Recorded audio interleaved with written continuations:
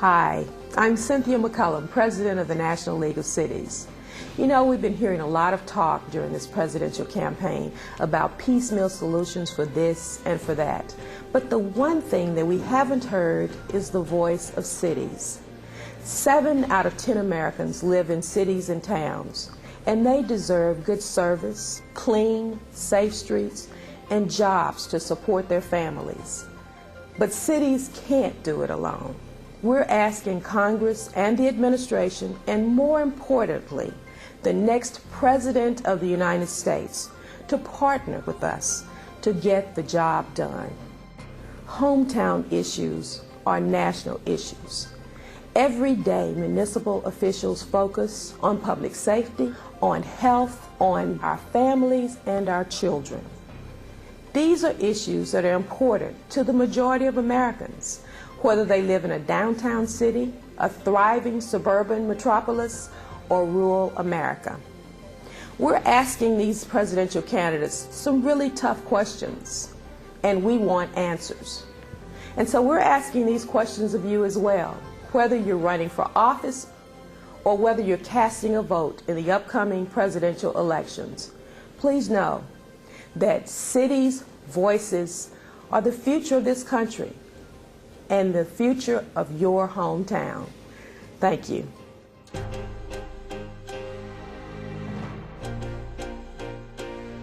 Are you willing to put together a plan for our country? I would refer to it as a moon launch type plan, to commit that's within some certain period of time we will work our country towards energy security in the United States so that we are not dependent on Mideast oil in order to drive our economy and our country.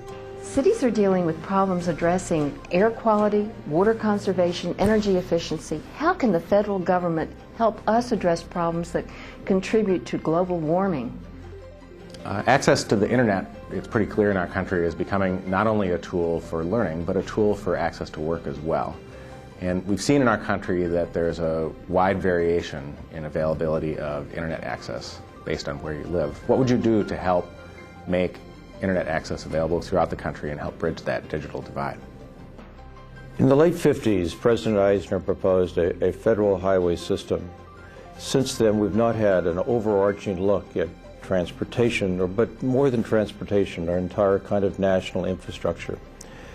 What do you propose to rebuild America? How do we build America's future? Today, citizens are asking the question, how can I fulfill the American dream of owning a home? So the question I have for the candidates, how do we ensure that all citizens can have ownership in the American dream? Throughout your public service, what policies are you most proud of in the matters of poverty and economic opportunity? We all care about the basic needs of families and children. We don't want to see hungry children. Food stamps, TANF, there are a lot of good federal programs out there, but they need to be fully funded. What will you do when you're elected to ensure that this is done? The federal government thus far has failed to adopt a comprehensive policy of immigration reform, and that's led to a patchwork of local regulations and laws that we're not equipped to enforce. What leadership role will you take in comprehensive immigration reform? You know, living in a safe community is important for every American. My question would be, how are you going to partner with local law enforcement and emergency service personnel to make sure that they have the tools and the resources available to communicate in a time of disaster, interoperability issues, and making sure that we live in a safe community?